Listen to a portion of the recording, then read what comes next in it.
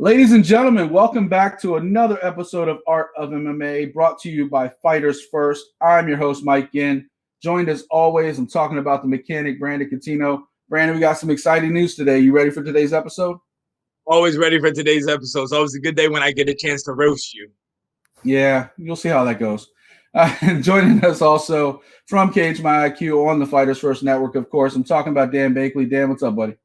Not much. How's it going, guys? Going good. So, of course, today we're going to talk about UFC 264. We're going to also preview Bellator 262 as well as UFC Vegas 31 coming up this weekend. Get our preview, get our picks for all that stuff. But first, time to take care of some business. FightersFirst.shop. As you can see, I got the promo code back above us as well as some of the examples of the t-shirt. And, Brandon, you want to tell them the good news about the new shirts?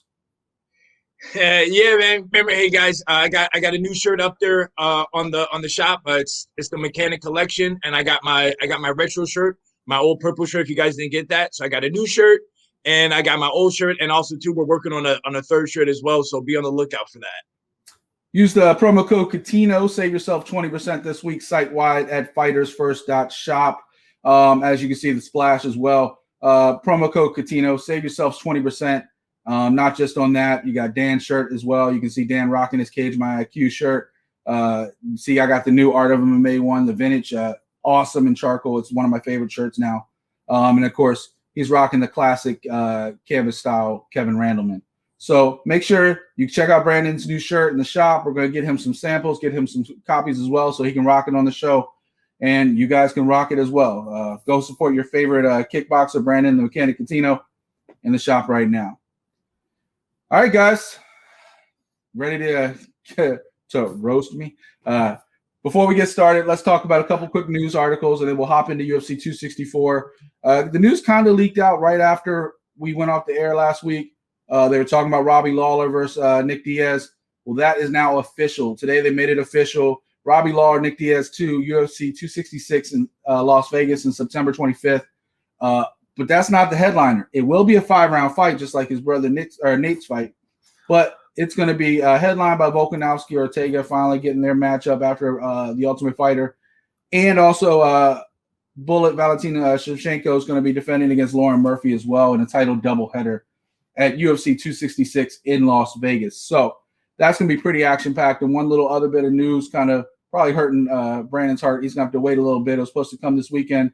The Glory 78 has been rescheduled for September 4th in Rotterdam. I believe it's going to be the same card. I haven't heard any fight changes yet, but who knows when things get moved around like that. So hopefully it stays the same. All right, guys, let's talk about it. No further delay. UFC 264 last weekend. There were a lot of fireworks, not just in the main event, which everybody has already been well talked out of.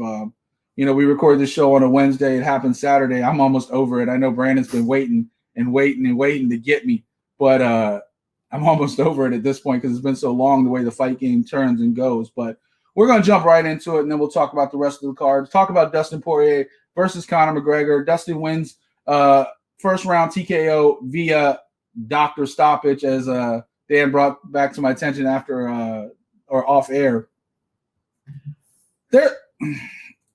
I'm going to let Brandon have his piece on this one, but there's a couple things that go through my mind with this fight. One, Conor, he came out looking more like himself, no more boxing stance. He came out in his karate stance. He came out throwing leg kicks, throwing upper kicks, spinning kicks. Looked like Conor. The other part of me, and this is just the fight game, forget everything else that went on during the fight, is that Dustin is so far levels above everybody else right now. Dustin came out so Conor made the mistake, obviously, trying to get the guillotine on. And then he didn't let go. He thought he could finish Dustin. Dustin's a high-level black belt in jiu-jitsu. A lot of people don't know because he's so good with his hands. Most people, if they've been in that position, might have been tapped out because most people aren't going to walk on the cage just to alleviate that pressure like Dustin did and change the position. Most people would have been like, oh, I can't move right. The cage is there. I'm going to get choked out. Dustin was like, screw that. I'm walking up the damn cage to get the pressure out. And then the whole fight was different after that. Dustin stood him back up for a second because he was complaining Conor was grabbing his glove. though I don't know how intentional that was. Dustin said it was dirty, but I think when you're getting pounded like that with the elbows and stuff, you're just grabbing whatever, arm, glove, whatever. I don't know if he did that on purpose. When he did, they stood back up. They both threw a punch. Live, it looked like Dustin hit him. They actually both completely missed. And then Conor took a step back, leg broke.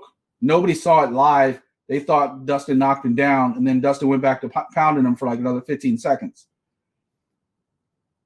First off, I know nobody wants to give Conor credit, but Conor didn't quit despite having a broken leg. The broken leg, he did not quit, which is why I think he was screaming so adamantly after the fight about doctor stoppage. I didn't stop this. You stop this. I'll go out there with one leg, which obviously wasn't going to happen. And the leg broke without evidence, because none of us have evidence. You can see a clip where, and there's a few clips online, one where he might have gotten checked, kind of like Dustin was kind of fading back, and he kind of caught a little bit of his knee, like 20 seconds in. Coach Kavanaugh thought Conor broke it, or at least damaged it when he kicked him a little bit higher, and Dustin blocked it with his elbow. There's also a lingering ankle injury from a couple weeks ago that nobody really knew about. Any of those things could have contributed to that leg being weakened. I actually go a step further. I think Chris Weidman, I think Anderson Silva, I think, but we've never seen one like just broke on its own like that. And these athletes are so fast, so much faster nowadays, so much stronger, and there's so much torque that when he jumped back with so much torque, and Conor doesn't have the thickest legs. Like, he has like little skinny legs down low. There's so much torque that I'm surprised we don't see that kind of break more often. But that's the fight side of things. And we'll talk about that as well. Then you go to the narrative, right? This is what Brandon wants to jump in, right? The bad guy got lost, right? The bad guy lost. He broke his leg. He's still talking shit afterwards. He's talking bad stuff about Dustin's wife. He's essentially, even though I believe he was a complete state of shock, like, I think he would have said the same things later, but I think he might have been more controlled if he wasn't sitting there with a broken leg. I have a problem with Joe Rogan interviewing him at that point, just like he did with Daniel Cormier after Daniel Cormier got knocked out and Daniel was crying and everything else, and we all bashed Joe Rogan then, right? But nobody bashed Joe Rogan this time because it's Conor. Conor said Conor's not a good person. Like, I hate when people have, and I'm saying my piece right now because I'm just going to give the floor to Dan and Brandon after this. But I hate when people confuse the two. Like, I'm a big fan of athletes like Terrell Owens, Deion Sanders in football. Not good people, fantastic athletes. You have a lot of Floyd Mayweather is a perfect example. People want to see him lose because he's not a good person, but he might be the best boxer of all time. Give or take, obviously, Muhammad Ali and a number of other names, but I'm just saying he's in the conversation. He's 50-0. But because people aren't good people, sometimes I think people confuse the two. They want to see him lose so badly. They become as bad as that person. And I'm not saying Brandon or anyone else on this show. I'm saying I saw a lot online last Saturday where you had Conor lose, and obviously the good guy won. Nobody's ever questioning Dustin Poirier being a good guy, but the good guy won, and everybody's outpouring, support. But in the same token, and I said this about politics a lot, and I don't know if it's 100% the same here, but you see a lot of times, and I'm very much an independent voter, so I'm not throwing Republicans or Democrats under the bus. But a lot of times when one side is nasty and the other side takes the moral high ground, but then when the roles are reversed, they're just as nasty. Are you really on the moral high ground when you're condemning the nasty person by being nasty yourself? And I saw a lot of people online, a lot of people in the media not caring that he had a broken leg, not caring about any of the other circumstances, and looking more at Conor, the character, than the fight and what happened. If you change the names to anybody else, if you change it to Anderson Silva, if it was Dustin that had the broken leg, there would be a whole different narrative on this fight. And that's kind of how I was coming at it more objectively. And I think a lot of people still had that passion and that fire for hating Conor. So that's my 2 cents on the whole thing. Brandon, you've been chopping at the bit. Let me know what you thought about this fight. Let me know what's going on, and go ahead and roast me for picking Conor. And I told you to pick Conor because I knew what was going to go down. But hey, all right. So going off with the fight, because this is where I got into a little tip with you too online, was you thought Conor was winning when they were standing up. He was. So tell me this: if he was winning the fight, then how come he was the first one to go for a clinch when they were standing up? That's because Dustin Poirier was lighting him up with them hands. So I'll let you finish, but I'll answer you real quick. One, even Dustin admitted that he got caught and he was buzzed. And when Conor got caught by one punch, like they got into a little tangle, Dustin fired back. Conor grabbed him for a second. Dustin didn't take full control, and he took full control for most of the round, but he didn't take full control until he lost the guillotine. When Conor lost that guillotine, that's when Dustin took control. On their feet, Conor was getting the better of him. Dustin got a little bit of flurry, and Conor did grab him. You're right. But Dustin couldn't have grabbed him because Dustin got damn near knocked out. Dustin even admitted himself. Dustin said, his words, not mine, that he got hit hard, he got buzzed, and he was in trouble for a second.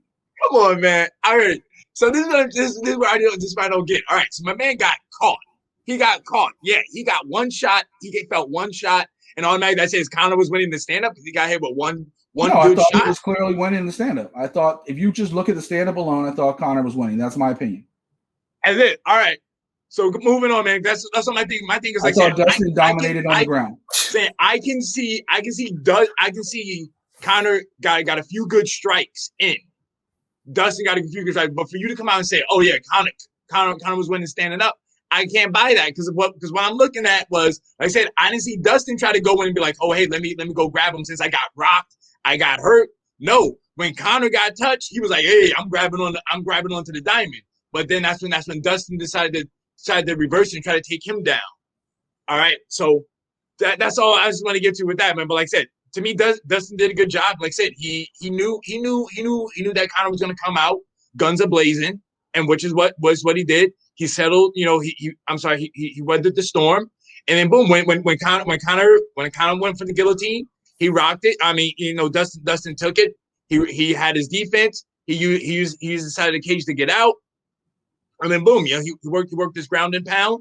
And then like I said, yeah, you're right. You could see that Conor McGregor was grabbing onto the gloves. You can see where he had his two fingers inside the glove, which is what you're not supposed to do, which is why he let him up. He was kind of complaining to Herb Dean, but I guess Herb Dean just wasn't seeing it. So that's why he let him back up, because he was like, yo, this is dirty tactics, because you're pulling the guy in for the up kicks. So there was that, then like I said, they came in. I mean, to me, man, Dustin was taking this fight. To me, I thought he was winning it anyway with the ground and even standing up. I mean, it's unfortunate for the injury, but like I say, man, this is the hurt business, man. People get hurt. It's part of the fight game. Injuries happen. It happened to Chris Weidman, happened to Anderson Silva. It happens, to many people doing different things. It just happened to your boy Jamal Hill, with his arm getting snapped. It's just part of the business. You got to go through it. Now, going on what you're talking about people hating on Conor and everything that, and not thinking about his leg injury.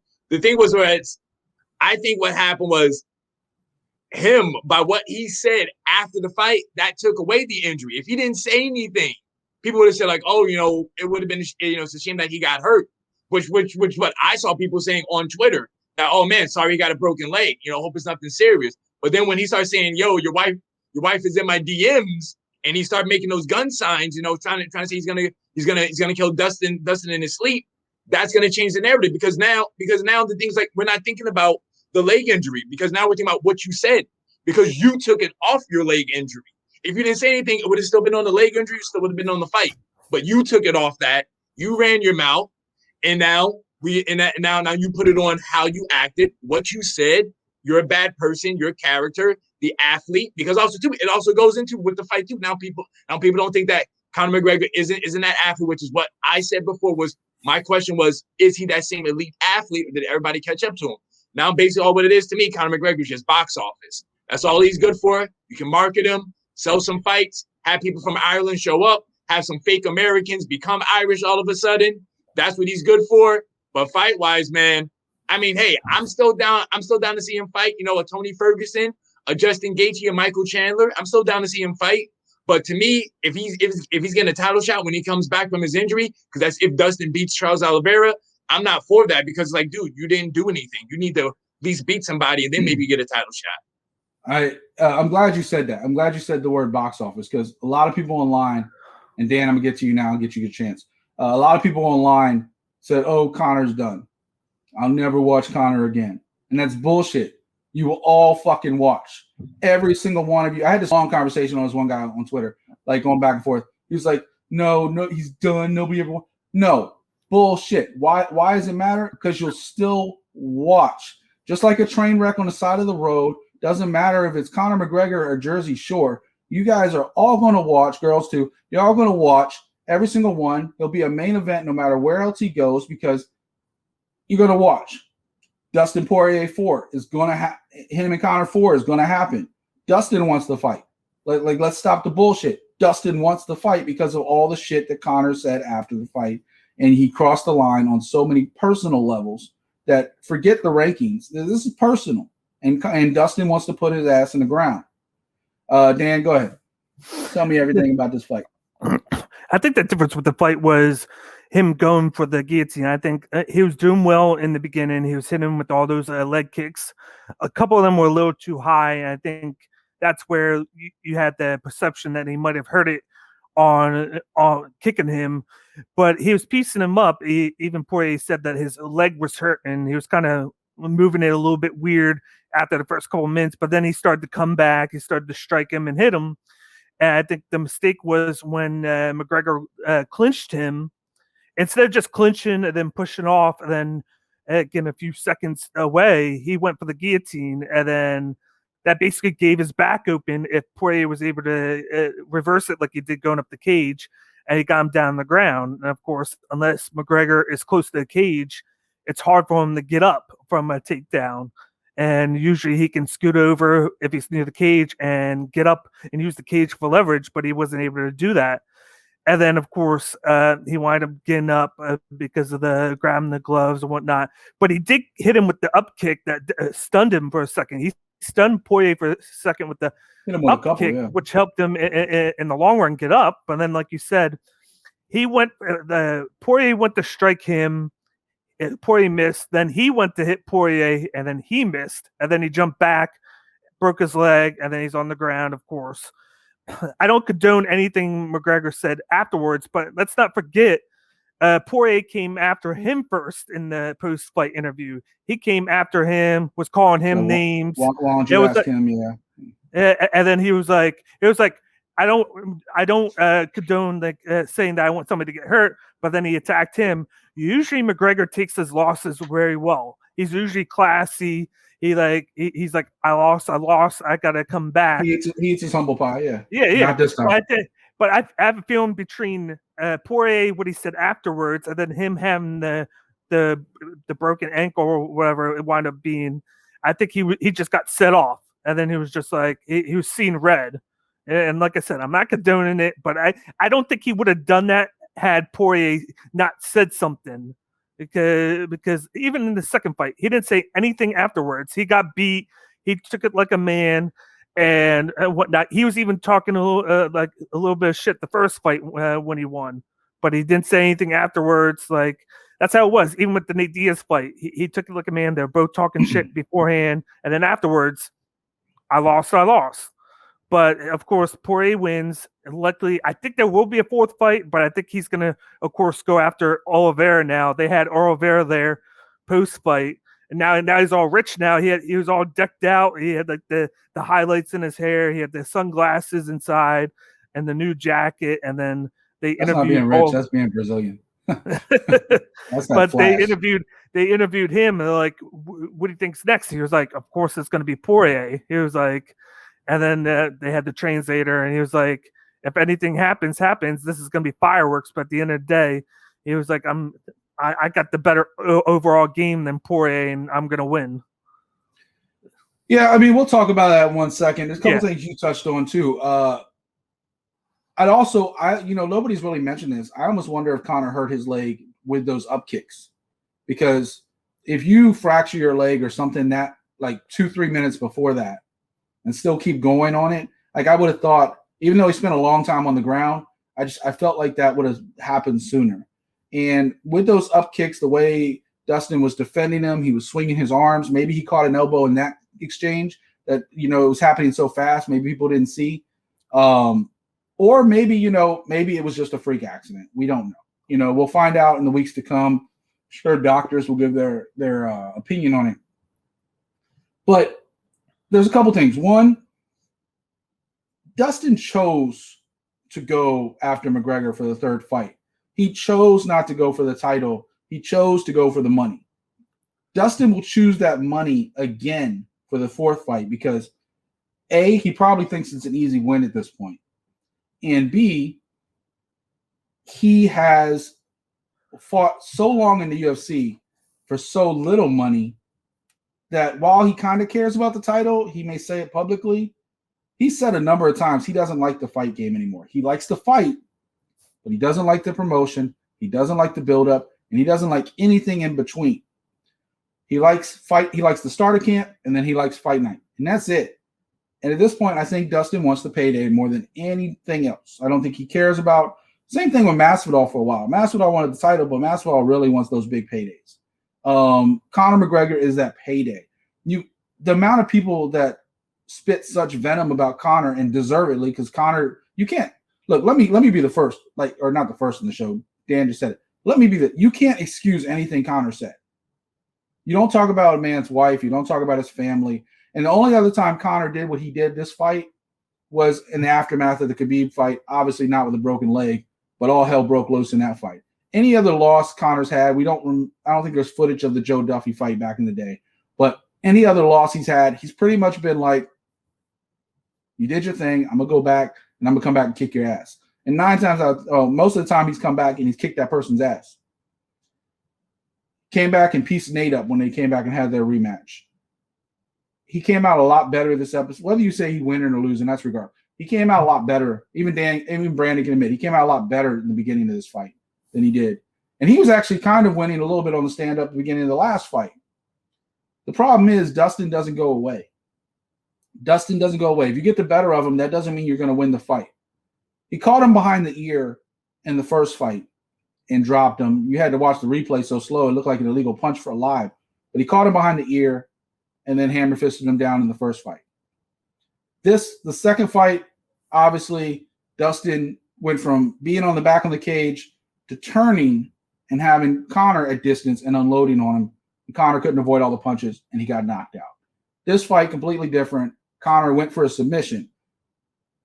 The reason why Dana's excited to make a fourth fight is because he knows people are going to watch. Conor breaking his leg gave him every excuse in the world to say, I didn't lose this fight on me getting knocked out or submitted.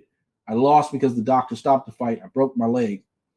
And it's an escape. It's an scapegoat. It's like, okay, I'm not losing rankings because I broke my leg, not because I lost. And that actually helps Dana out because he can keep promoting Conor. Helps Conor out because he can come back and say, you didn't beat me. I didn't quit. I broke my leg. And because we don't know what would happen in the round two. Conor was going to make it out of that round, even though he was getting pummeled on the ground. We don't know. And Brandon, you've been in many fights. You know anything can happen in a fight. Same thing when we're talking about Moutinho in a little bit against Sean O'Malley. You stop it with 30 seconds. Like anything could happen. People have had their lights turned out. Yair Rodriguez and Korean Zombie with an elbow with like a second left, right? Rosenstrike against what's his name? Overeem. Stuff can happen. So that's where Conor's coming from. All the personal shit, unexcusable. You can't excuse anything Conor said. Going into this fight, we all kind of got hyped up because it's like, oh, Conor's coming back.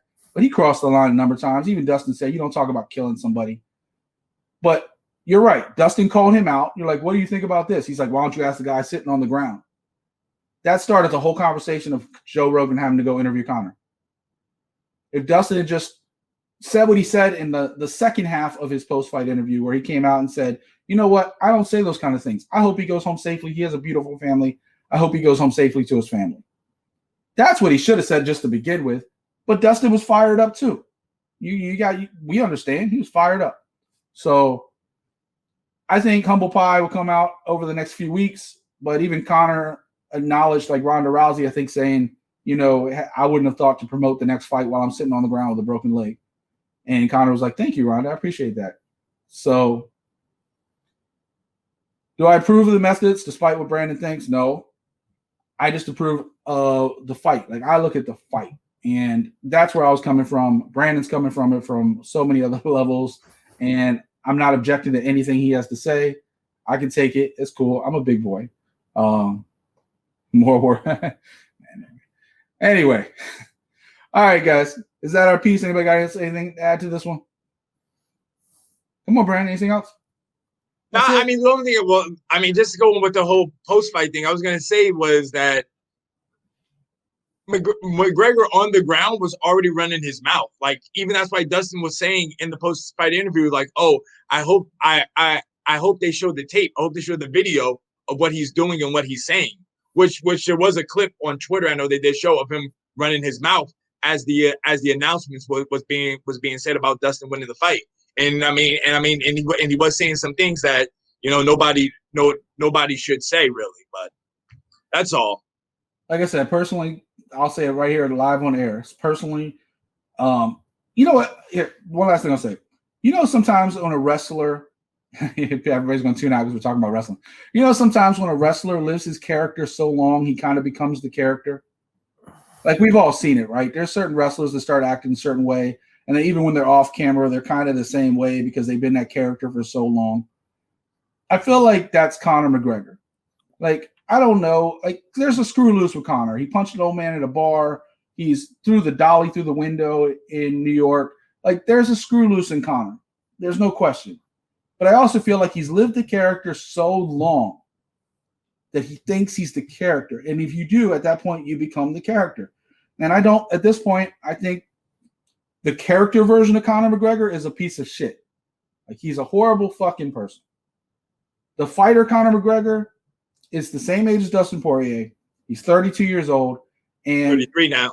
Today's 33. He just had his birthday today. Actually, happy birthday, Conor McGregor. But he's not done. He fought arguably the top lightweight in the world outside of the champion. I'm not going to discredit Charles Oliveira. Charles Oliveira earned that title. But right now, the number 2 lightweight in the UFC is Dustin Poirier. And he fought him 2 times in a row. His last couple losses, Dustin Poirier, Khabib. You can't say somebody's done. Put him up against a Tony Ferguson. Put him up against a Darush, or put him up against RDA wants some of that Conor McGregor money. Put him up against RDA. Let's see where he goes from there. But at this point, the whole UFC lightweight division is Oliveira versus Dustin Poirier. And that's where the talk needs to go, because when Conor comes back, he'll be – I changed the name of this show. I was going to be like, y'all still watch. And I changed it to It's Not Over Yet, because this McGregor-Poirier thing is not over yet. Personally, Poirier wants that smoke again because he wants so badly to hurt Conor McGregor. I don't know if that will happen. We don't know what's going to happen when Conor comes back. He will come back, but you don't know what's going to happen. And once he's champion, if he beats Oliveira for the title, who knows if Poirier still cares about Conor McGregor at that point. Maybe his whole mindset just changes. We don't know. Everything's said in the heat of the moment right now. But this was the reason why this was originally going to be the title. And Brandon said it himself. Conor McGregor is box office. Whether you love him or you hate him, he's box office. He's that Mike Tyson, that Floyd Mayweather. You can do whatever you want. You're all going to still watch. Anybody says they're not going to watch next time Conor McGregor, like, we are all in the business. Of course we're going to watch. Anybody sitting at home says they're not going to watch next time Conor McGregor steps in the cage, you're lying. You're all going to watch, because he is that kind of like controversy. He draws that kind of attention, negative or positive. He draws it, and you're going to watch. And he earned it by knocking people out. It wasn't like he didn't do anything in the sport. He's more than a show. He's actually put in the work and became a champion twice. So, did he defend the belts? No, but he won them. He knocked out Jose Aldo in his prime.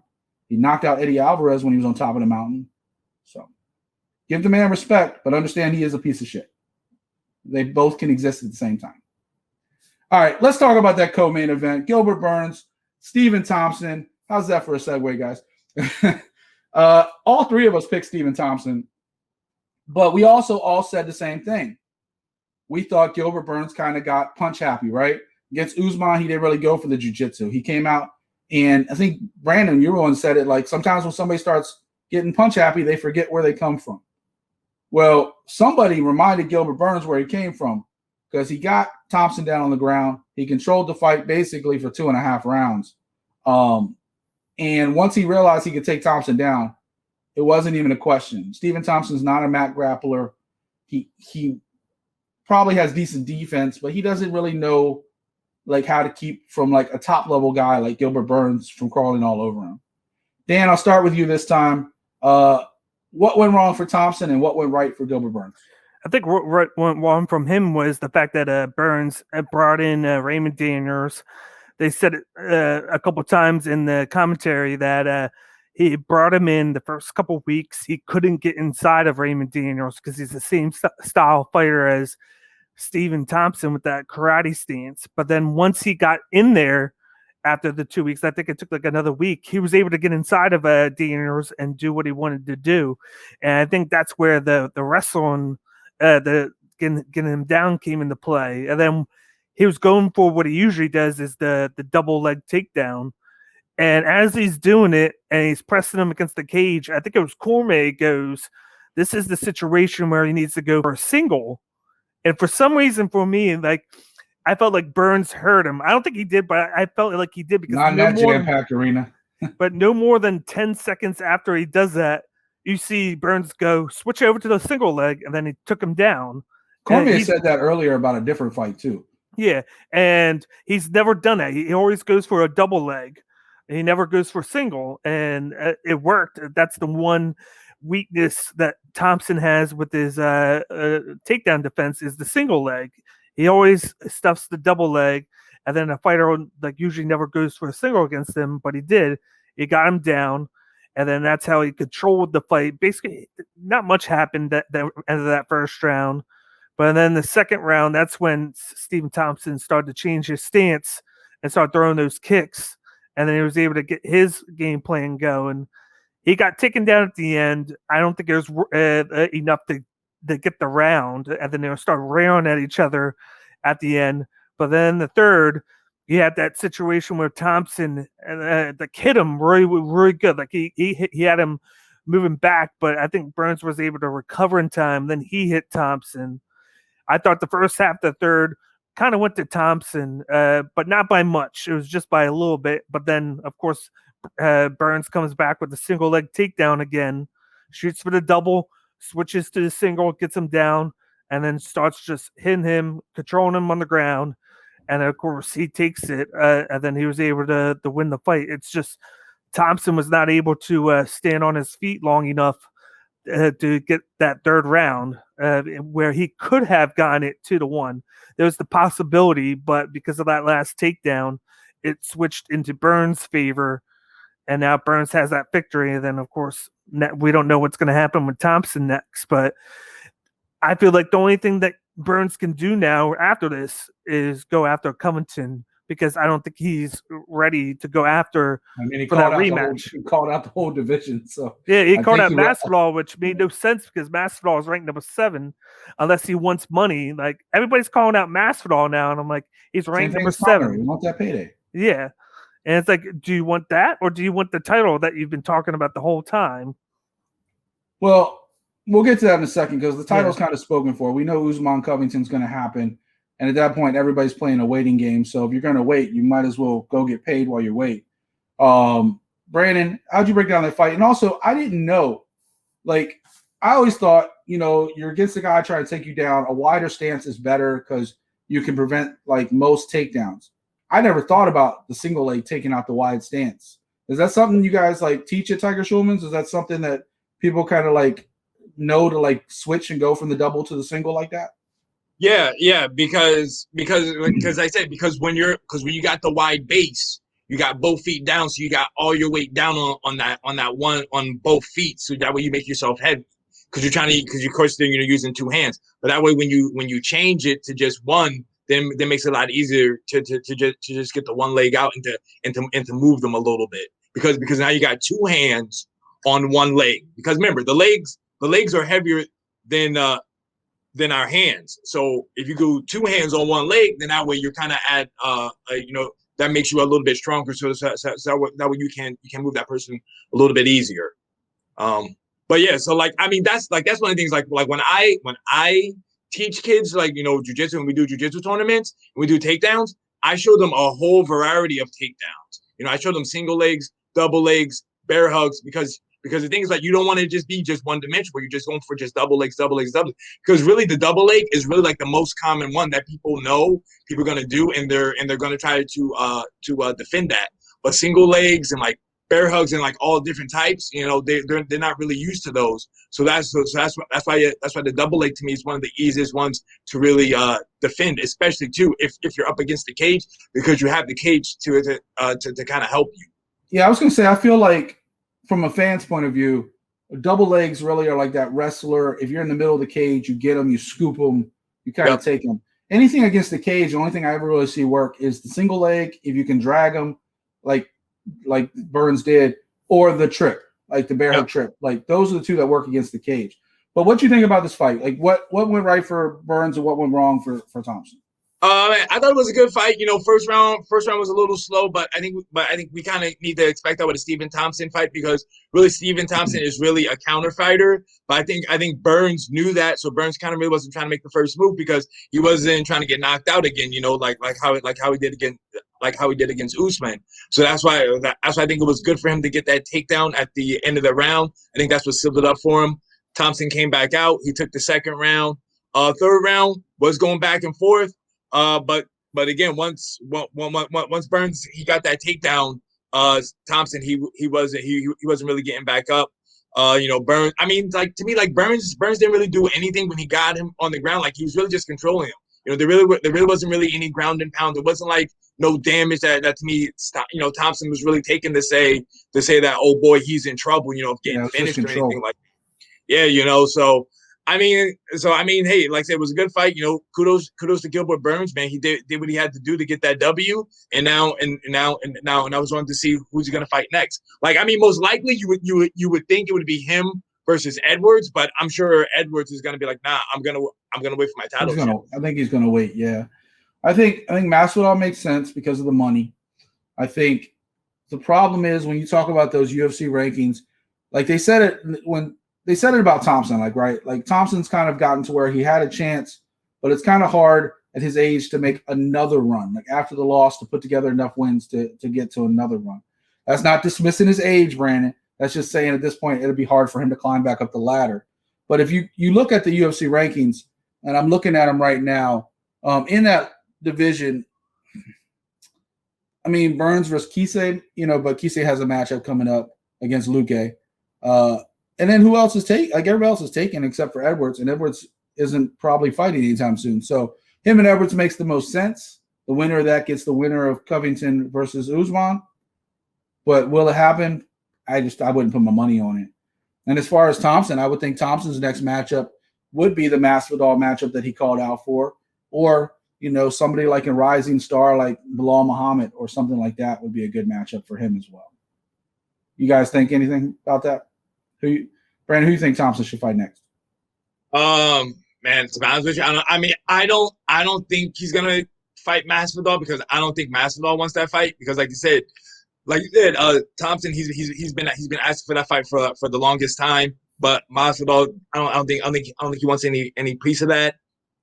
He already beat Jorge though, right? I know they did fight. I can't remember who won that fight, because I know they did. He won the first fight. That was before his resurrection. Yeah, I mean, I could maybe see a Stephen Thompson versus Nate Diaz. Maybe that could happen. But I mean, to be honest with you, I really kind of don't know what Stephen Thompson wants to do. Huh? How about versus Nick if he wants to stay active after this Robbie Lawler fight? That's 170. Is that fight going to be at 170? I wasn't even sure. Yeah, I mean, we'll see. I mean, 170 or 185. I think it's 170. You got Neo Magny. Yeah, I think in Magny, they're getting ready to match up with who did I hear he was talking about? He's supposed to fight in August, but they didn't give a name. I think he's supposed to fight. What's his name? The dude that you picked against Ponzinibbio. Like I've heard that. I've also heard Ling Zhang as well. So I'm not sure, but it'll be interesting. Let's turn our attention to Taivasa versus Greg Hardy. We won't go through too many of these fights. We'll get to our picks, but I want to point that one out because you talk about karma with a bad person like Conor McGregor. Anytime Greg Hardy gets knocked out, I do smile just a little bit.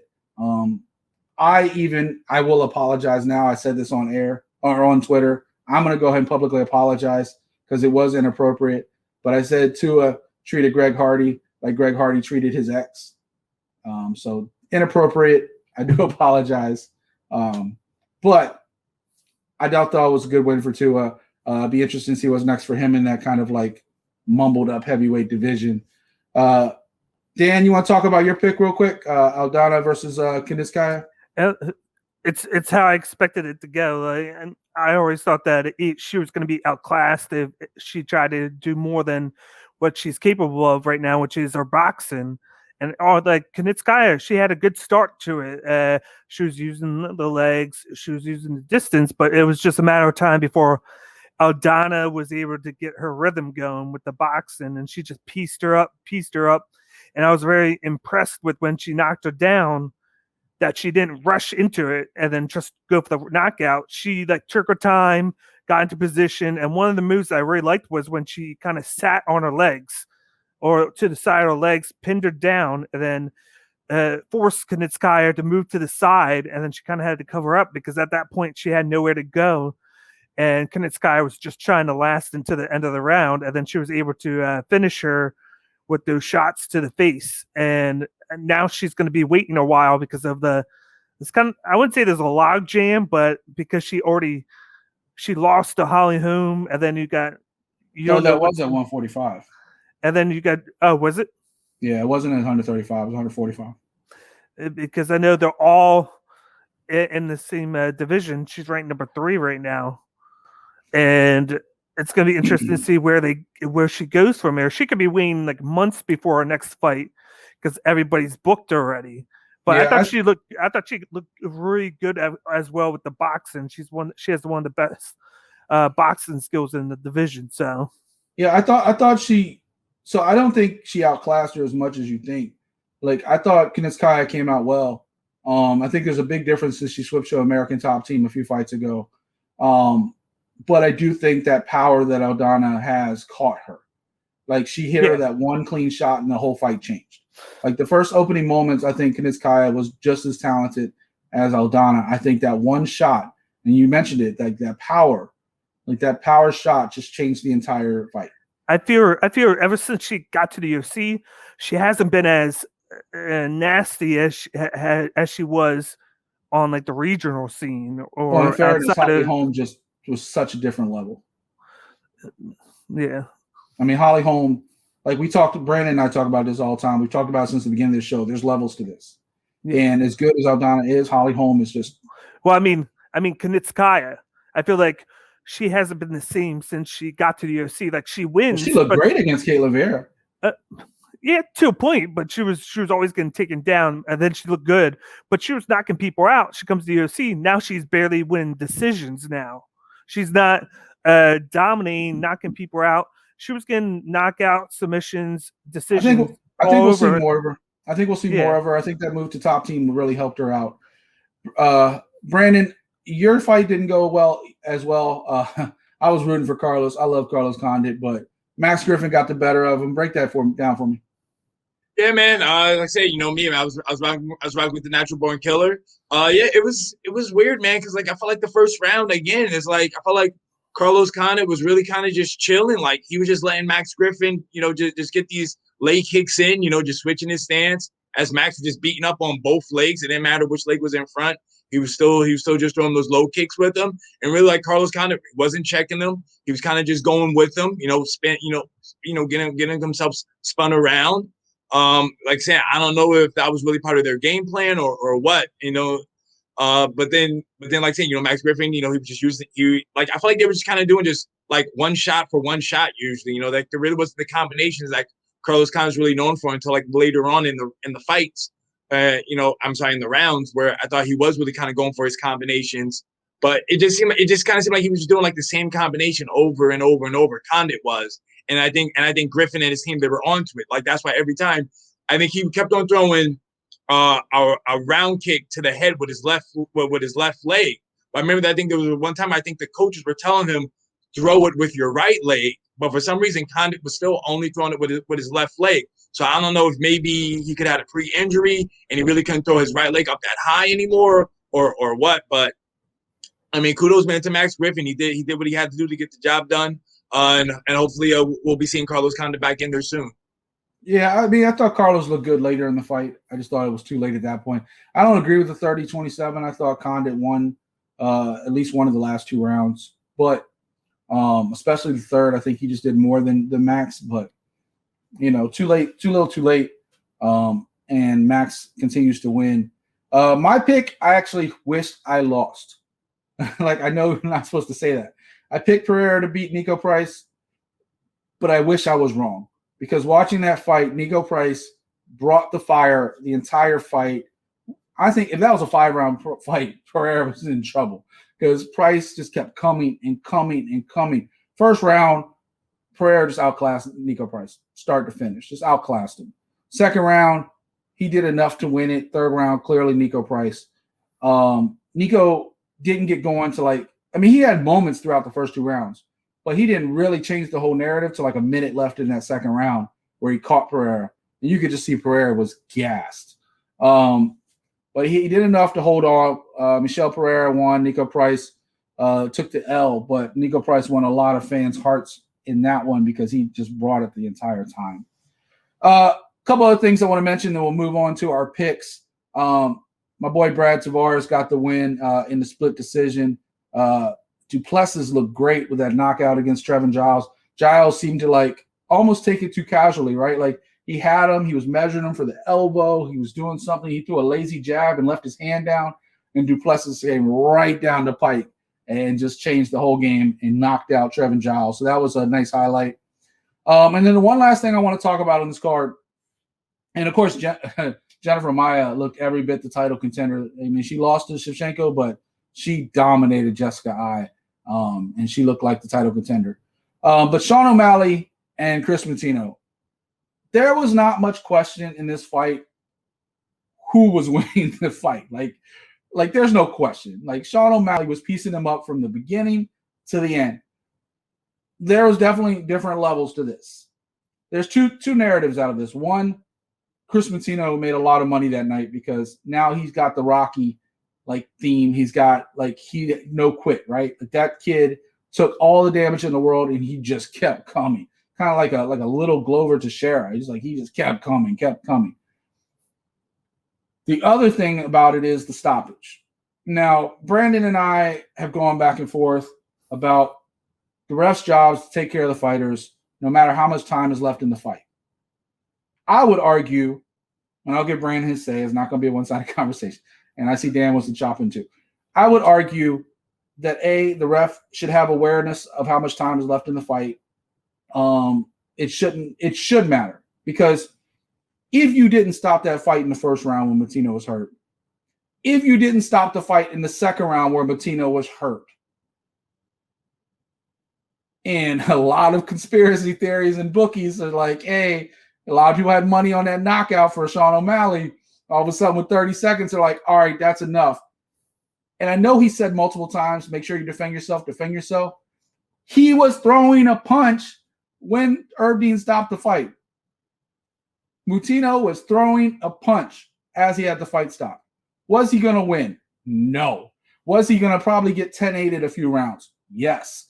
But, and I didn't see the official scorecards, but and I feel like it robbed him of an opportunity because we just talked about it in the Conor fight. We just talked about it with Yair Rodriguez and Korean Zombie. Anything can happen. And there were a few times that he rocked Sean O'Malley in that fight. He hit Sean O'Malley quite a few times and rocked him. It wasn't as one-sided as it appeared sometimes. Brandon, I feel like they should have let the fight finish. I feel like they robbed Kris Moutinho of a moment, and he wasn't hurt as badly as people think he was. He clearly had all his wits about him in post-fight interviews. He wasn't even concussed. I know you felt Herb Dean did a good stoppage, but I think he should let him finish. What do you think? You already know what I think because you just said it. I want you to tell the people what you think. I know. So I'm saying, right?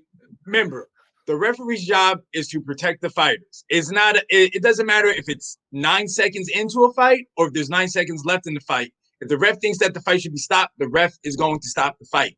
You do not want it on the piece of paper, right? Because it's not like in the rules. You don't want it to be a written rule where the ref has to let the fight go to the end, where they have it in paper like, oh, hey, you know what? There's 30 seconds left in the fight. Let them finish the fight. Oh, there's 10 seconds left in the round. Let them finish the round. Because if you do that, then people will really get hurt. And then people are going to yell at the ref, why'd you let it go? Remember, their job is to let it fight. I mean, their job is to keep the fighters safe. Same thing with corner people. Your mindset of anything can happen, that is what a lot of people in MMA think. But the thing is, like, they got to look out for their fighters. You think about the Nunes-Raquel Pennington fight.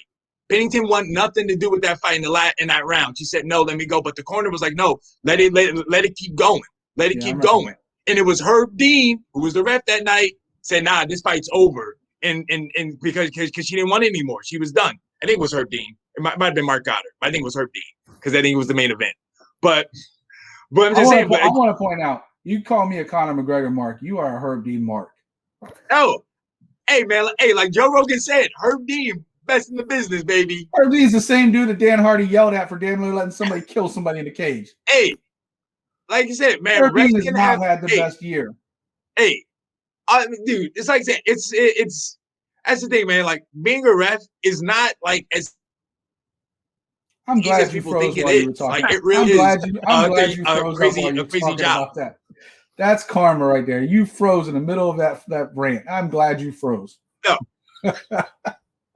I'm saying, being a ref is not easy. Like, but the thing is, though, again, I'm just gonna keep saying, like, it is the referee's job to protect the fighters. He doesn't care about how much time is left. He doesn't care if it's a title fight, non-title fight, male, female. There's money on it, whatever it is. He is there to protect the fighter.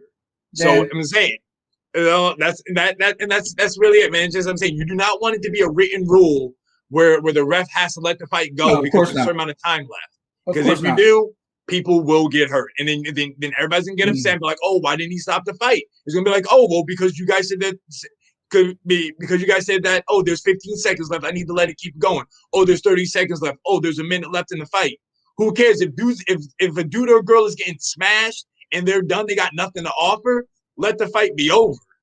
Well, I think you talked yourself right there with saying nothing to offer because he kept coming forward. Dan, I'm gonna get away from the Herb Dean Mark over there. Yeah, payback. Herzog number 2, baby. I love me some Jason Herzog too.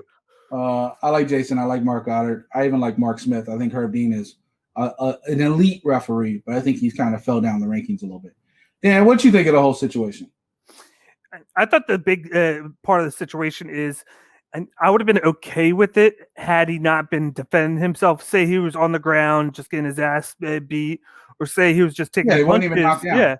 Yeah, I'd be wholeheartedly fine with it. I'd be like, okay, he's not defending himself. But like you said, he was throwing a punch and he was coming at O'Malley at the same time that he stopped it. So he was defending himself and he was trying to move forward.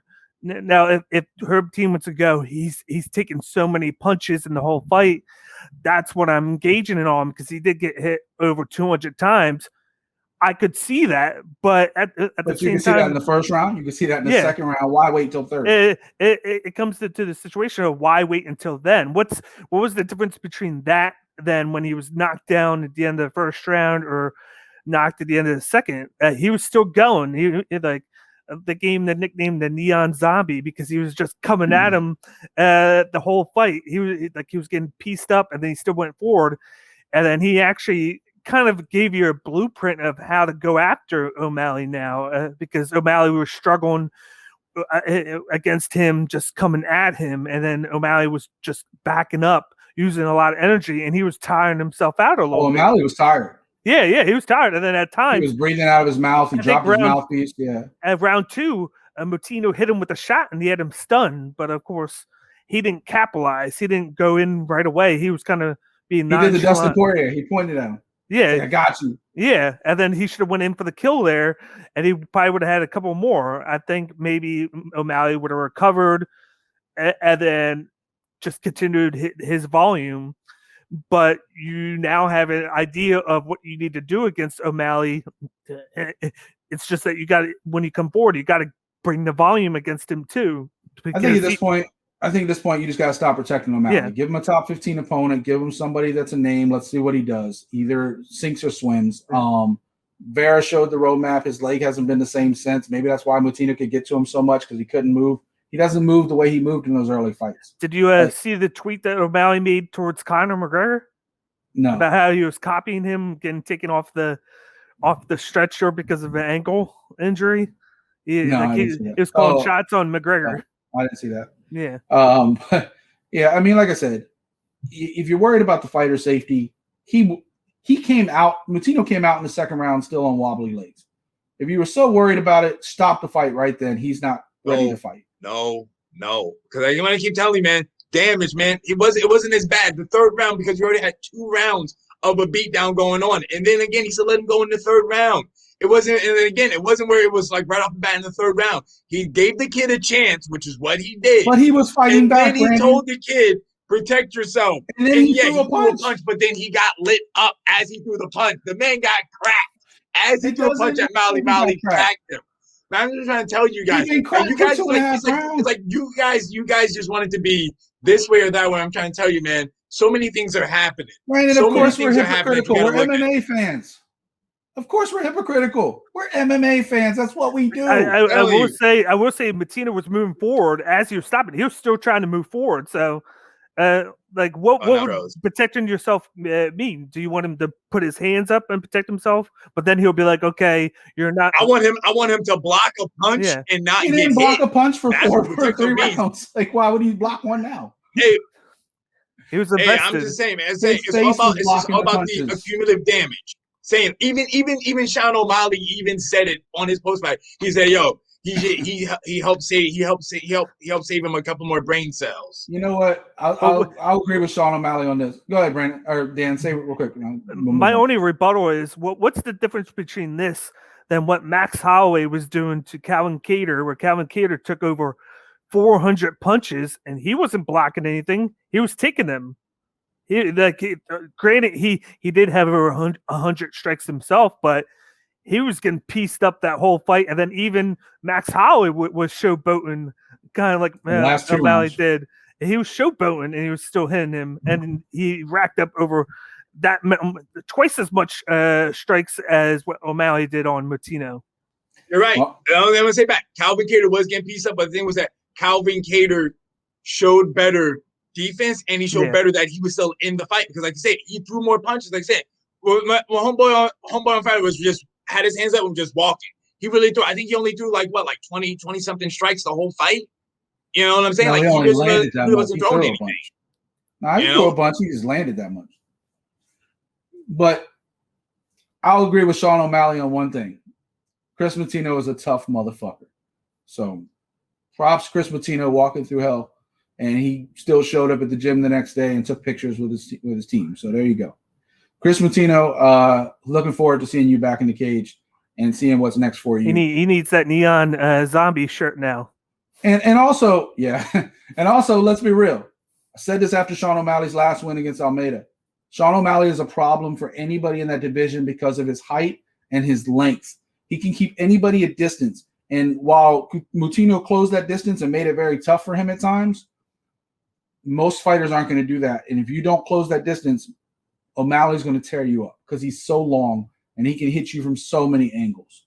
I think the blueprint is like Marlon Vera, like Moutinho. Just come get that guy and throw strikes in the right places, and shit happens in a fight. But let's see him against a Dominic Cruz. Let's see him against a top 15 guy, and let's see what goes from there. And then when he wins, if he wins, then we can continue this hype train. But until then, If you're going to keep protecting them, we don't need to keep talking about them. All right, guys. You ready to make some picks? I'm ready. Look more excited, Brandon. Come on. You got it. Come on. All right. Brandon's so mad. All right. All right. Let's make some picks. Starting off with Bellator 262. Juliana Velasquez defending against Denise Kielholtz. I'm going to go ahead and let you start with that one, Brandon. I know you got a lot of interest in that Kielholtz fight. Who you got and why?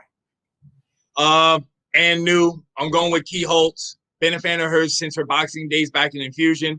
I think this will be a tough fight because the champ is a big girl. Like, she really looks like she really could be fighting at 135, maybe 145. But I think if she tries to stand with Kielholtz, it's gonna be a rough night for her. Kielholtz has been working on her wrestling defense, so I think she can maybe still keep the fight standing up. But also too, I kind of still want to see how Kielholtz looks on the ground if she does get taken down. I really haven't really seen her jiu-jitsu that much. But I just think it's Kielholtz's time. Yeah. This, like you said, this is going to be interesting. Kielholtz, I believe she still is the current Bellator kickboxing champion for the division. So she has that stand-up game. And of course, throwing the kicks and striking that could combat Velasquez. But I feel like it's going to be Velasquez. I think she's going to be able to take her down. We still have to see how Kielholtz does with defending the takedown. She can be improved, but unless she actually stops Velasquez with it, that's a whole different story. And I just feel like with that height advantage and then that background with the takedowns, I feel like she can do that and then beat her on the ground. I think this will go 4 rounds, and I have her win by 4th round ground and pound. Velasquez? Yeah. For the same reasons. Like, I think Juliana's going to win because of that size. I love watching these Kielholtz fight. She's fun, she's exciting. But unfortunately, she's got a 3-inch height disadvantage. And I think Velasquez is taller than that, to be real with you, than 5'6". I think she's like 5'8".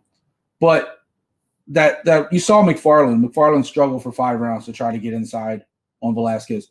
Velasquez is also a black belt jiu-jitsu player on the ground. So Kielholtz has 2 losses. Both of them are by submission. I think that feeds into Juliana Velasquez. I think it'll be a fun fight. But I think the moment Velasquez gets her hands on her, I think it's over. And I think she's going to wrap her up. And whether she smothers her for 5 rounds and wins by decision or she taps her out, I think this is just not a good matchup for Denise Kielholtz. As much as I'm rooting for her, I think Juliana Velasquez is going to win this one by submission or decision.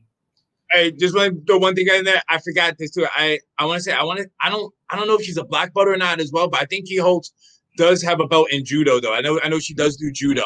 So as I'm saying, you're talking about Velasquez getting a hold of her. I think Kielholtz. I think you'd be surprised of actually how strong Kielholtz really is for her size, and she might be able to keep her at bay and maybe even throw her around.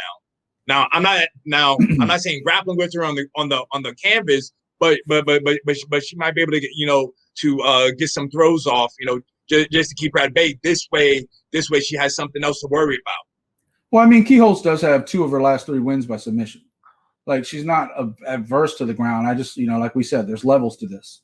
Yep. And I think that size difference is the biggest player in the game. If you can't get your positions because somebody's so much longer and if she gets on the inside, I think Velasquez is just a level above her. So we'll see. I think it's going to be a fun fight, but I do think Velasquez is going to get the win.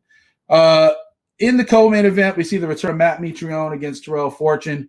Terrell Fortune has only got 1 loss. He got stopped against Tim Johnson on Tim Johnson's rise up the heavyweight division, bounced back with a couple wins after like a weird thing with Jack May in the no contest, came back, knocked Jack May out. Jack May was a big dude, but he knocked him out. Mitrione's another like big meathead type dude, but Mitrione has, fought a level of competition that Terrell Fortune hasn't really fought too many times. But Mitrione's on the downside as well. His last couple fights, losing to Tim Johnson, losing to Sergey as well, and Ryan Bader. So he lost 3 of his last 4 fights. what do you guys expect out of this one, Dan? I expect a lot of grappling with Fortune. I feel like he knows that Mitrione, even at this state in his career, he's lost 4 in a row. And he could be fighting for his job because 5 in a row, that's just unheard of. Come on, Scott Coker doesn't cut anybody with a name. Stop it. But when you lose 5 in a row, you gotta think about it at that point, because then like he's losing money. That's the same guy that brought back Royce Gracie and Ken Shamrock to fight. But he has that knockout capability in him. Everybody knows Matt Mitrione, and I think in Fortune's best interest, he's not going to want to stand up and trade. He's going to want to use the weaknesses of Mitrione, and that's the takedown. He could take him down, do a lot on the ground against him, just go between guards, and then either try and submit him or ground and pound him. And I feel like he's going to wind up just going 3 rounds, win all 3 rounds, and then by decision, because he's just going to play the control game against Mitrione and tire him out. Well, 3 losses in a row, by the way, because one of those was a no contest. Brandon? I got Fortune as well. I just think he's the better athlete. And plus 2, I want to say he's been more active than Mitrione. I think Mitrione was supposed to fight, but I think he got injured, so he had to pull out.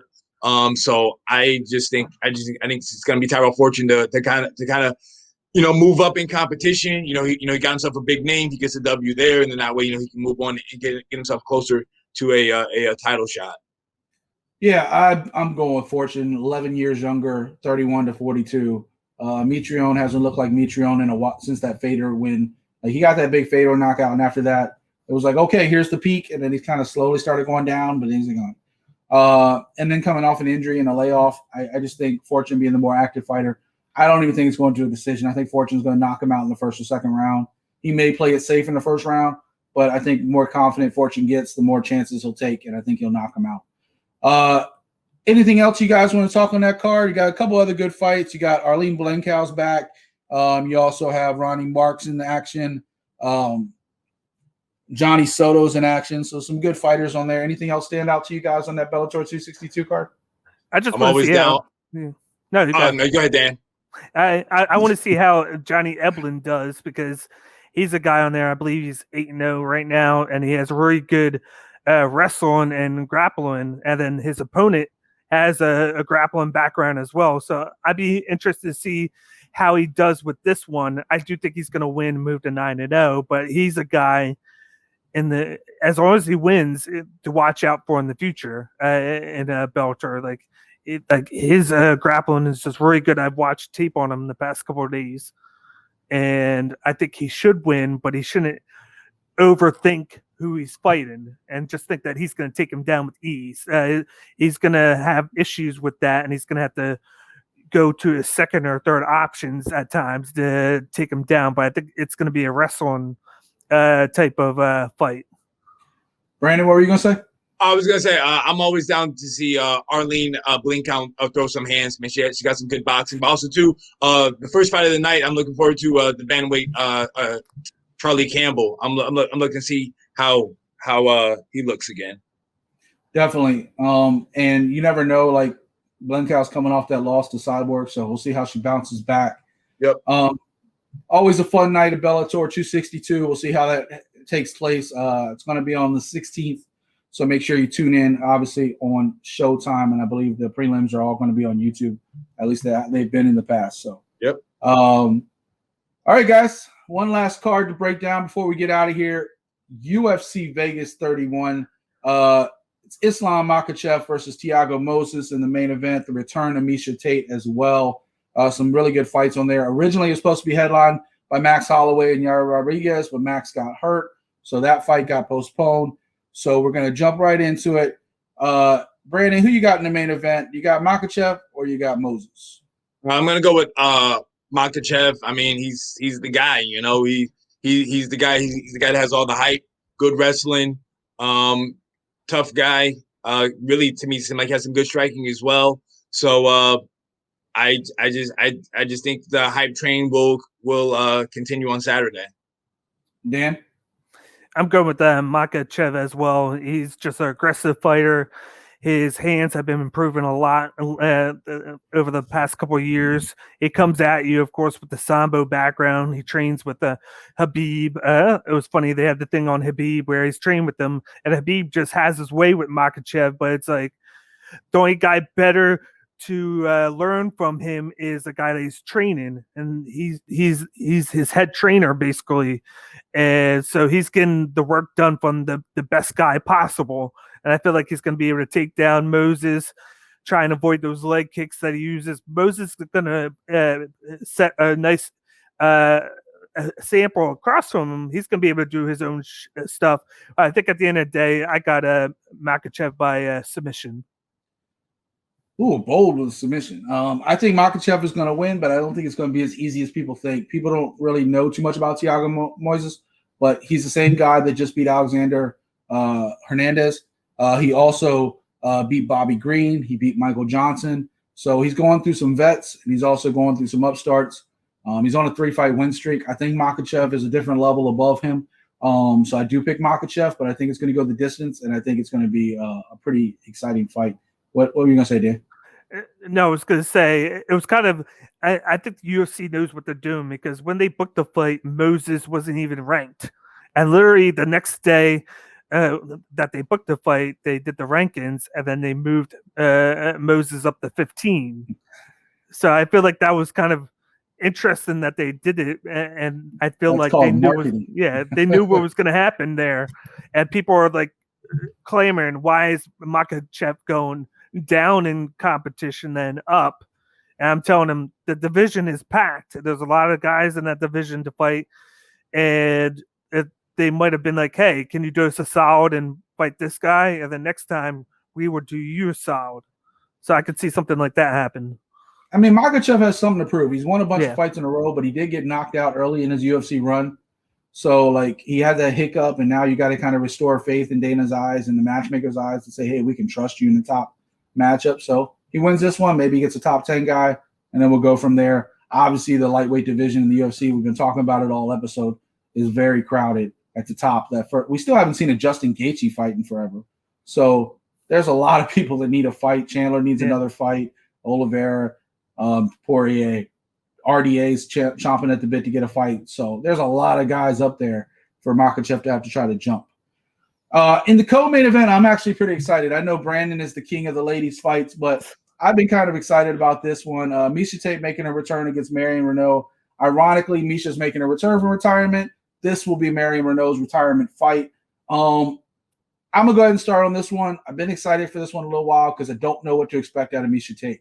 And when you don't know something, it kind of adds to the excitement for me. We know we see Miesha Tate on top of her game, with the beating Holly Holm and being the bantamweight champion. We've seen her on the bottom getting pummeled by Ronda or knocked out by Amanda Nunes. So we've seen both. Now she's had a long time off. She took that last fight against Amanda right after she had a nose job. Dana said it himself, like, wait till you're after this fight. Then I'll pay for you to do it, but don't do it now. She did it anyway. Obviously, there's a certain level of pain when you get punched in the face and you just had surgery on your face. Then she had time off to take care of, she had 2 babies, raising a family, congrats to her. So I don't know what version of Miesha Tate to expect. I'm picking Miesha Tate because I've seen her training. I've seen how hard she's been going. She looks like she's in even better shape than when she left the sport. So I'm picking Miesha. Marion Renaud's been on a little bit of a downward trend the last few years. She's always a competitive fight, though, so it won't be an easy cakewalk. Brandon, you're the king of the ladies fighters. Who you got in this one? Oh, man, this one's a little tough. I mean, the only reason it's tough is just because you just don't know what you're gonna get from either lady, really. Like I say, Miesha Tate hasn't fought in like so many years. Renaud, she's on a 4-fight losing streak. But this is her last fight. So I mean, what else she's got to lose? It's not like she's gonna get fired after this fight. If she does lose. So I think she's gonna go balls to the wall. She's gonna go for broke. To me, in my head, Miesha Tate is a tough woman. But to me, though, she's that person to me that like doesn't like to get hit. Like once she gets hit, she's kind of a little different. And Renaud does have power. Renaud maybe can touch that nose, touch her chin. and say, hey, maybe this is why you had took some time off. So I think Miesha Tate is the fan favorite. I think she is the betting favorite as well. So I'm gonna go with the underdog. I'm gonna go with Marion Renault. It's her last fight. She's gonna try to go on a high note. Nobody wants to end their career on 5 L's unless you're BJ Penn. But yeah. So why you got so BJ under the bus? So I'm gonna go with Marion Renault, 44 years old. Do it for the 40-year-old. Represent, because they kind of been on the downside. What? She's the same age as me. Hey, man, she's representing you, baby. She ain't representing me. I'm Team Miesha. Go ahead, Dan. Make your pick. I'm going to keep it short. I got Miesha Tate. I think she's going to win just by controlling the fight on the ground. Marion Renault has had issues with defending the takedown, and she's going to be a better fighter, of course, standing up. But, of course, we all know what style fighter Miesha Tate is. She likes to get people on the ground and grapple with them. That's what she's done in the past. I feel like it's not going to be anything different. And I got Miesha Tate by unanimous decision. Yeah, I don't think it'd be a stoppage or anything. I think Renault's going to last it out. It's going to probably be a decision. Go ahead and make your fight picks of the day. Dan, you're already going. What is your fight to watch on Saturday night? I got Vieira going up against Stoltzfus. I think this is going to be a very interesting fight. I think the difference in this fight is going to be if Stoltzfus can get past the first round, because Vieira has that grappling background. He's very well known for gas thing, though. Yeah, where he's going to just come after you for the whole first round and try and get you down and try and get you into like a submission or whatnot. But just like you said, he has that bad gas tank. He usually it blows in the first round, getting like a 10-9 or a 10-8. He's capable of doing that. And then the last 2 rounds, it's up to his opponent if they can reach that point to take those last 2 rounds to at least win it or to get a tie. And I have a feeling that Stoltzfus can do that. I think he's going to try and slow down Vieira early with leg kicks. He has those straight right hands that he likes to throw, and he throws with power. I think he's going to try and stay away from a Vieira for the first half of the fight with the leg kicks, and then he's going to allow Vieira to gas himself out a little bit. He's going to last past the first round, and then he's going to cruise from there on. I'll give Vieira the first round. I think he's going to take it, but then I think the next 2 would be Stoltzfus, and he'll win it by unanimous decision. Yeah, Vieira is the question. It's not the question of talent. It's the question of whether, the lactic acid buildup. He's got way too many muscles. Like for that weight class, he's just overly. And then he's a world-class jiu-jitsu guy, one of the top in the world. So what did you say, Brandon? I said he's jacked.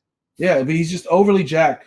And you just got to wonder if he made that adjustment from the Hernandez fight, like if he's going to like adjust for the adrenaline dump. Did the coaches do a good job of like maybe pacing him a little bit better strategy-wise this fight? If he paces himself, I think Vieira wins this fight easily. But will he? Will he do the adrenaline dump, like you said? Will he lose the last 2 rounds because he's just completely gassed like the last fight? So we'll see. Brandon, what's your fight of the night? Sorry, man, I got my notes on my phone. I'm going with the Lemos you were just versus. Texting your wife. Yeah, nah. I'm going with the Lemos versus Ruiz fight. Saying Ruiz, she didn't really show me much the last time she fought, because the only thing she showed me was that she has a tight headlock, and I was against Cheyenne Buys. What Sergio always say? If you got something good, just go ahead and go to it. And she just locked Bays. Bays, not Buys. Bays. I'm sorry, Bays. I'm sorry. Yes. We went through that last time. But I just didn't really see anything from her. But Lemos, on the other hand, in her fight, she had stopped her opponent with strikes. Souza, right? Yes. Souza, who she fought. So I think she's gonna go out there again. She's gonna let those hands fly, and I see her getting a stoppage, maybe first or second round. Yeah, people like Lemos has been around a while. She's a vet. She proved a lot in that fight against Granger a couple fights ago, where she tapped out Granger in the first round. Like, she's got some skills, and you're not going to do that bulldog like headlock, whatever. I'm not even sure the technical term for that. was just a headlock. That's all it was. Yeah. It was the legit headlock. And like, I guess there were certain ways to get out of that. The announcers kept saying, and Baze just never did it. And I think Lemos will do that. Like, I'm not saying she won't get caught in it, because if you go for something enough, most of the time you do eventually get it if you're tough enough. And I think Ruiz is definitely tough enough, but that's going to be an interesting fight. I think I agree with you. I think Lemos is going to get the win. And they're comparing Lemos to Figueiredo too, the same style and everything with how she attacks people. I think Lemos is a little more paced. Like, she doesn't go like balls to the wall like Figueiredo will, where he just goes and tries to knock your head off. But anything can happen. There are some other fun fights on there. Daniel Rodriguez has gotten a couple fight changes. He's going to be fighting Preston Parsons, which is one of the fights I was thinking about talking about. I was also thinking about the Miles Johns fight, because I liked him so much his last couple fights. But the fight that actually kind of stood out to me is Jeremy Stephens versus Gamrot. Gamrot is a beast, and people don't know. Like, everybody saw him, and now it's been a couple fights now. But Gamrot lost that fight to Cuttino, which arguably could have gone either way. Even Cuttino thought he lost that fight. I thought Cuttino did win. I thought it was one of the best fights of the year last year.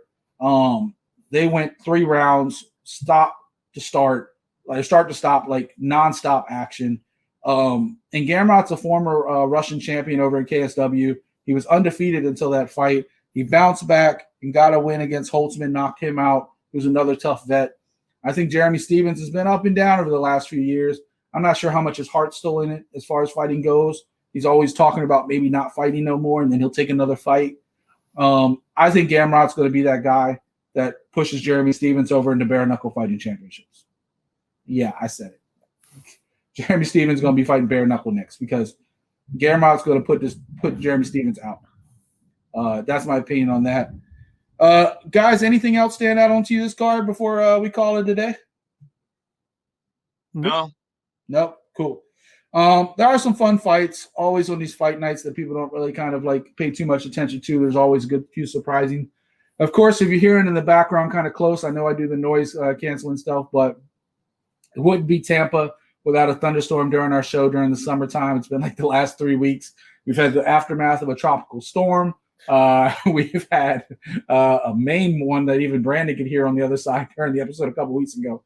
And like the second half of this episode, I'm sure you could hear the storm and a little bit of the car alarm that went off outside from the storm. So this is not the time of day in Tampa. We go out like after like 4 or 5 o'clock when it's back to cool again, or 6 o'clock. But always a good time here. Make sure you tune in. Make sure you hop over to the shop. We got Brandon Cuttino's shirts in there now, the Mechanic Collection. Got the new one, the face tee with the yin and yang and everything on the back. We got the old Tune-Up Crew Classic shirt in stock as well. I know a lot of people were asking about that, so we went ahead and made a version of that. Sea of Purple is back in effect for that one. And like Brandon mentioned, we're working on a new design, trying to get that done in the next few days. To pay attention to that one as well. Go down, look over. You can see it up in the top corner. You look at Dan's collection. He has some Cage My IQ shirts in there as well. And then, of course, always Art of MMA. Your home for the greatest MMA content. Sorry, Dan. Your home for the greatest MMA content. The marquee show on Fighters First Network. Of course, Dan's outpacing us right now. He's putting out like 3 shows a week, and we only put out 1. But, one, I'm not going to lie. We're not going to catch up. What's up, Brandon? No, I was gonna say one more thing before we go, man. Just want to talk about Jorge Masvidal. Yo, I mean, the show's already over, so I mean, people can already tune out if they want to. Where's the end record button for you? But yo, Jorge Masvidal, Amanda Nunes, how you gonna let your boy Dan Lambert get smashed like that at AEW? They show you he grabs the mic, hops in the ring, talks so much smack, then he gets taken out by the Murder Hawk, and nobody comes to his defense. What is up? I thought you were obviously you have not been watching Dan Lambert in professional wrestling for the last few years.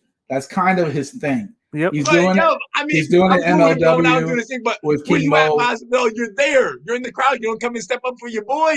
Masvidal only steps up when he gets paid. He don't fight for free anymore. This ain't the streets anymore. Even then, he didn't fight for free. He fought for money back in the day in the streets too. Amanda Nunes, I wouldn't have been surprised if she stepped in there and be like, "Whoa," that would have been hilarious too. But then I was like, "No, wait, where they at?" Lance Archer.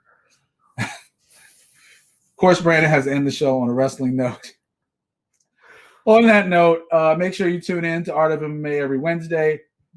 Cage My IQ's on every Monday and Thursday, Monday and Thursday, yeah. Monday and Thursday, and then he also has releases throughout the week for different shows, for different previews. So stay tuned to Fighters First Network. FightersFirst.shop also has all the episodes, as well as all the fresh gear. See right above us. Save 20% this week with the promo code Cuttino. For the mechanic Brandon Cuttino and Dan Bakley from Cage My IQ, I am Mike Ginn. This has been Art of MMA. We'll see you next week.